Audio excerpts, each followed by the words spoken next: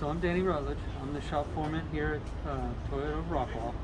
I'm looking at some brakes here, and going to tell you a few things about brakes.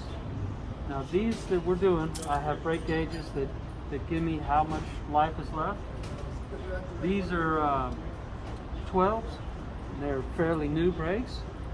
We have this brake gauge here that kind of shows you as you go down the life. These are brand new.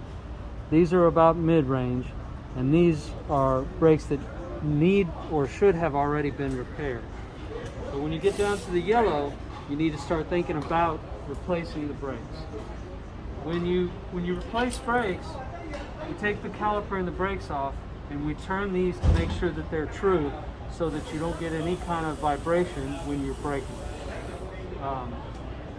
Vibration in the steering wheel when you're braking is directly related to your brake rotors and your brake pads.